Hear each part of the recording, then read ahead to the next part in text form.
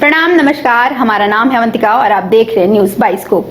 स्वागत है आपका सीट स्कैनर में। इस शो में हम लोकसभा की सीटों को स्कैन करते हैं। आज हम बात करेंगे जमुई लोकसभा सीट की। जमुई में चुनाव पहले फेज में 19 अप्रैल को हो रहे हैं।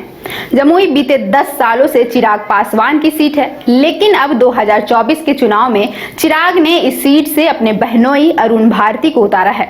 अरुण भारती के लिए यह पहला चुनाव होगा। अरुण पेशे से बिजनेसमैन है। उन्होंने इंग्लैंड से एमबीए की डिग्री हासिल की है। हालांकि उनका परिवार राजनीति में सक्रिय रहा है। अरुण भारती की मां डॉक्टर ज्योति बिहार सरकार में मंत्री, 2 बार विधायक और 2 बार विधान पार्षद भी रह चुकी हैं। अरुण भारती के सामने चुनावी मैदान में महागठबंधन की ओर से राजद का प्रत्याशी होगा। राजद ने अरुण भारती के सामने अर्चना रविदास को चुनावी मैदान में उतारा है। अर्चना रविदास पोस्ट ग्रेजुएट हैं। अरुण भारती की तरह ही अर्चना भी पहली बार ही चुनावी मैदान में उतरी हैं। जमुई एससी आरक्षित सीट है। यहाँ 6 विधानसभा की सीटें हैं।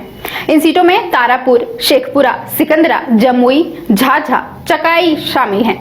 तारापुर से राजीव सिंह जदयू के विधायक हैं। शेखपुरा में राजद का कब्जा है, वहां से विजय यादव विधायक है। सिकंदरा से हम के प्रफुल्ल मांझी, जमुई से भाजपा की श्रेयसी सिंह विधायक है। बता दें, श्रेयसी सिंह स्पोर्ट्स वुमेन है। उन्होंने निशानेबाजी में कई पदक देश के लिए जीते हैं। श्रेयसी दिग्गज नेता दिग्विजय सिंह की बेटी है।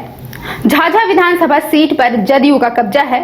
यहाँ से दामोदर रावत विधायक हैं। वहीं चकाई से सुमित सिंह निर्दलीय विधायक हैं। जमुई लोकसभा के जातीय समीकरण पर नजर डाले तो यहाँ यादव, पासवान और राजपूत वोट सबसे अधिक हैं और ये वोटर यहाँ निर्णायक भूमिका में हैं। जमुई लोकसभा क्षेत्र के इतिहास पर नजर डाले तो जमुई लोकसभा में चुनाव 1952 में शुरू हुए थे, जो 1971 तक चले, लेकिन 1977 से लेकर 2004 के लोकसभा चुनाव तक ये सीट अस्तित्व में नहीं रहा।